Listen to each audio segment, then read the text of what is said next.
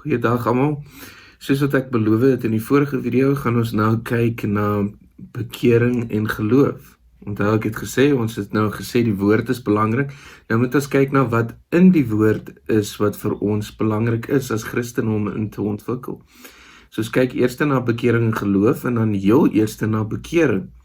Nou die woord bekering het hoofsaaklik twee woorde wat vir dit gebruik word in die Hebreëus en in die Grieks.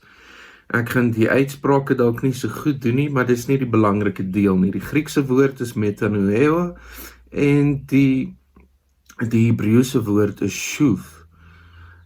Nou, weer eens, die uitspraak is nie belangrik nie, maar wat presies beteken hierdie woorde?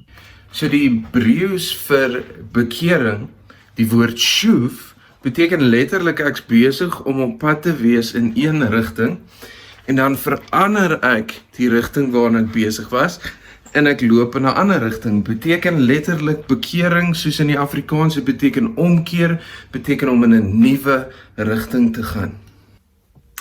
Die Grieks, metanoeo, vir bekering beteken letterlik om jou gedagtes te verander, om van plan te verander, om te besluit om dinge anders te doen.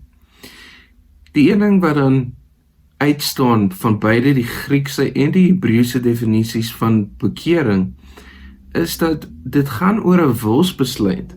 Baie keer wil mense bekering 'n emosionele saak maak. Ja, daar kan emosie wees, daar sal emosie wees as jy berou het oor dinge wat jy gedoen het, maar as bekering net trane is, as bekering net emosie is, dan is dit net vleesdiep. Dit moet vanuit jou siel kom, daar moet 'n wilsbesluit wees vir jou om dinge anders te doen. Dit is nie net 'n gevoel nie, dit is 'n besluit wat jy elke liewe dag van jou lewe neem, om getrou te wees aan die Here, eerder as aan jouself. So verder is daar dan ook die mense wat dit na die ander ekstreem toe vat en voel dat bekering deur een of ander ritueel kan plaasvind.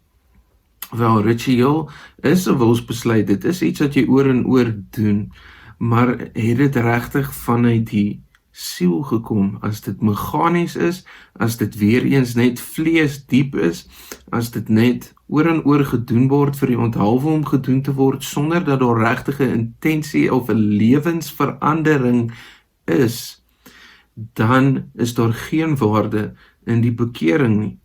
Dit is nie God of enige iemand anders wat dit ongeldig maak nie, dit is jy wat bloot net nie jou lewenstyl verander nie, want dit is wat bekering is.